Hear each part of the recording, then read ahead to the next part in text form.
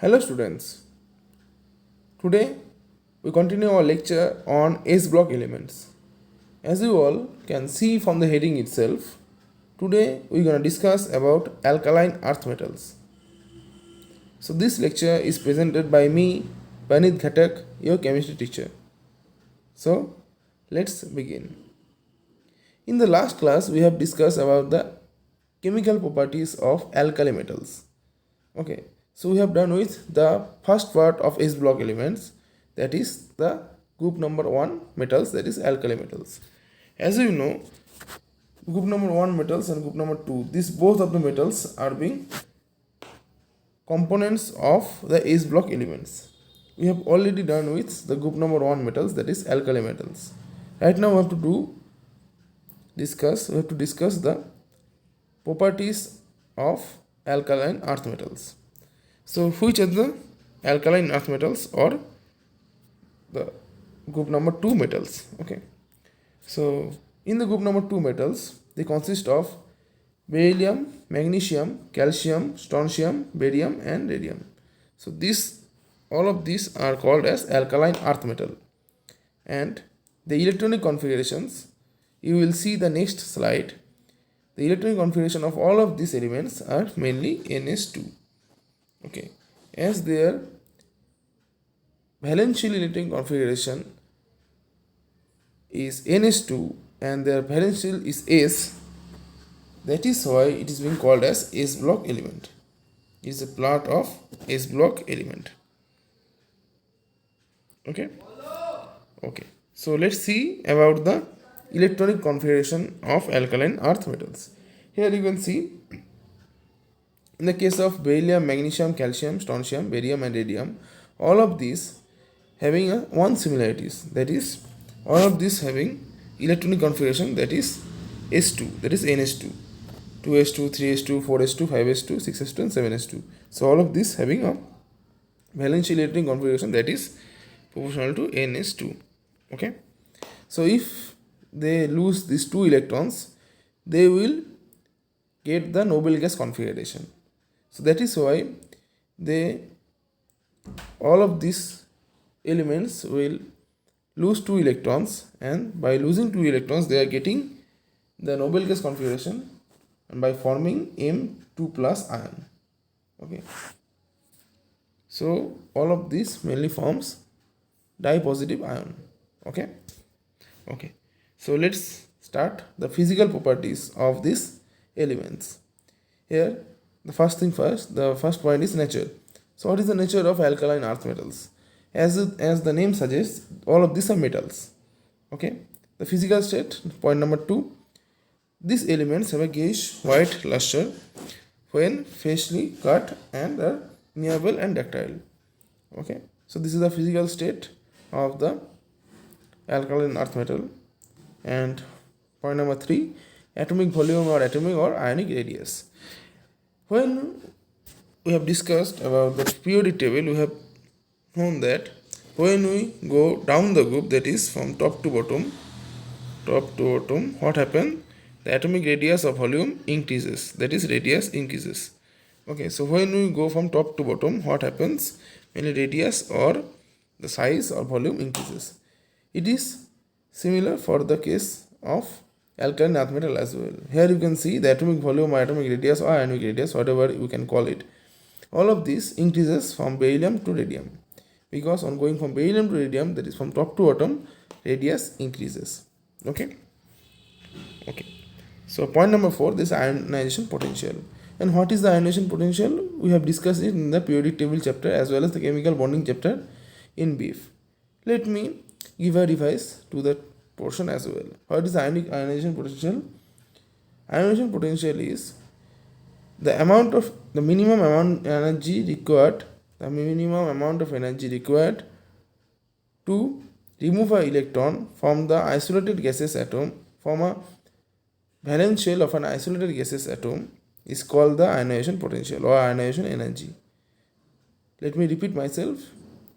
The minimum energy required to remove the electron of a valence shell of an isolated gaseous atom is being called as ionization potential, and it is proportional to charge by radius.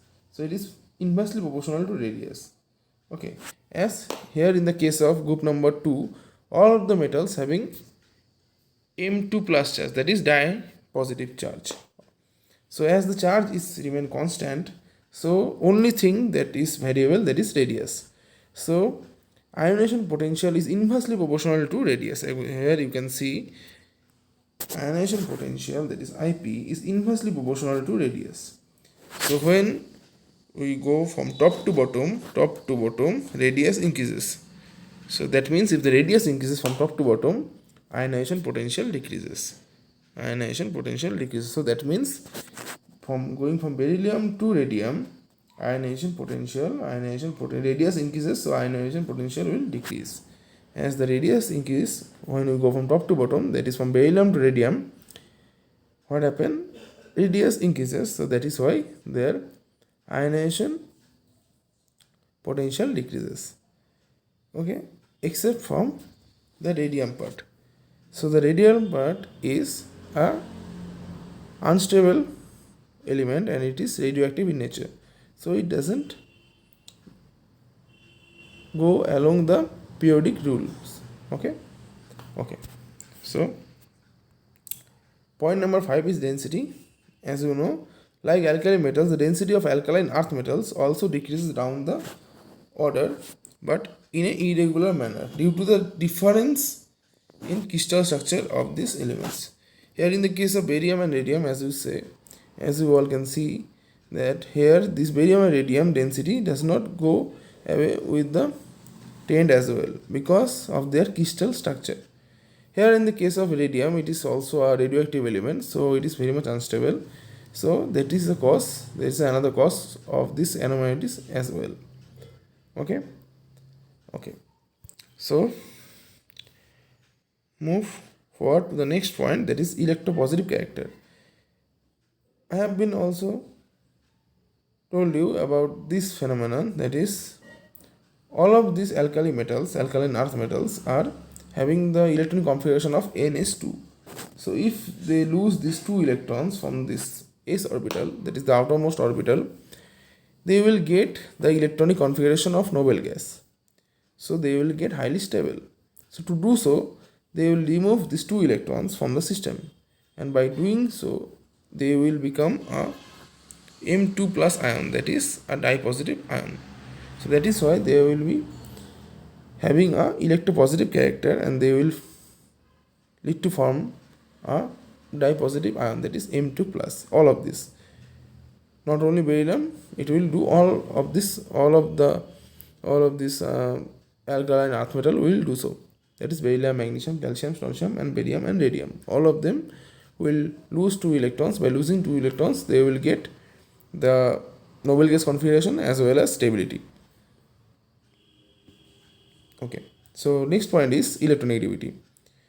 As you know, when we discuss about electronegativity, I have told you the electronegativity is also proportional to charge by radius. Sorry. Let me do this thing. Electronegativity is also proportional to charge by radius, right? So here in the case of same group, that is all of them are in the same group. In alkaline earth metal, all of this alkaline earth metal are present in a group number 2, and all of them have similar charge, that is M2 plus positive charge. So here only thing variable is radius. So electronegativity is inversely proportional to radius. As we go from top to bottom, the radius will increase. That is why the electronegativity is inversely proportional to radius, so it will decrease. So while going from top to bottom, the electronegativity will decrease. Okay, that is why it is being saying that these metals have small electronegativity and which decreases from beryllium to radium. That is from down the group, the electronegativity will decrease. Here you can see the proven picture as well. Okay. So let's move to the next point, that is the melting point and boiling point. As you know, higher the compactness of the metal, higher will be the boiling point and melting point. I have discussed it in the previous classes as well in the case of physical properties of alkali metal.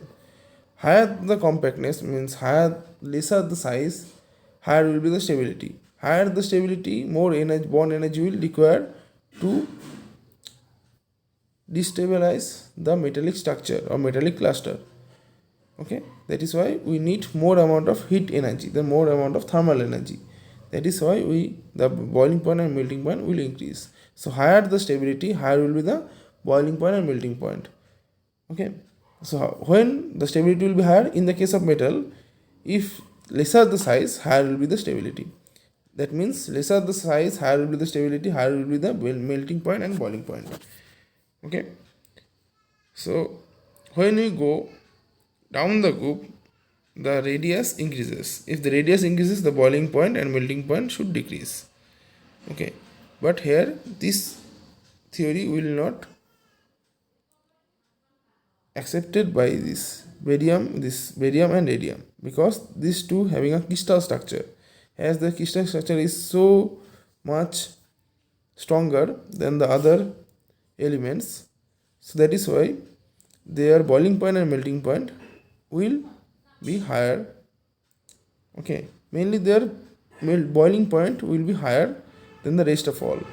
Okay, not the rest of all, then their boiling point will not be in the tent of the rest of all, because when we go down the group, the boiling point and melting point of barium and radium will be lesser than in the case of strontium and calcium.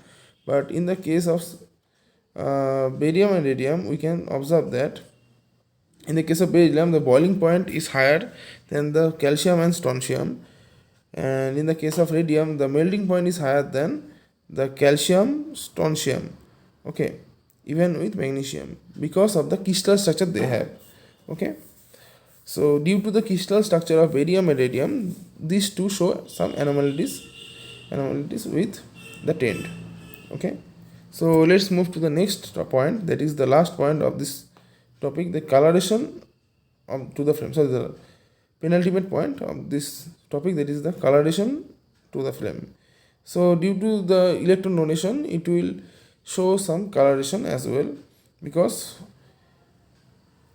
it donates the electron. This electron will move to the next level, and when going back to the regular level, that is we have two states, the excited state and normal state. So when this alkaline earth metal, they loses electron, the electrons will go to the excited state. Coming back to the normal state, they will lose some energy, and this energy will have a wavelength, and if the wavelength they falls into the visible range, then it will show color. Okay, so in the case of calcium, strontium and barium, it will show some color as well. You can see the colors from this given chart. Okay, and the last point is the conductivity. As we know, that is alkaline earth metals, like all of the metals, they having the free electrons. As they having the free electrons, they will conduct heat and electricity as well. Okay, so in this class I have discussed about the physical properties as well as the introduction of alkaline earth metals. Okay, so I hope you have understood this part very well. If you have any kind of doubt regarding today's topic, please ask me in the comment section below. So thank you very much. Bye.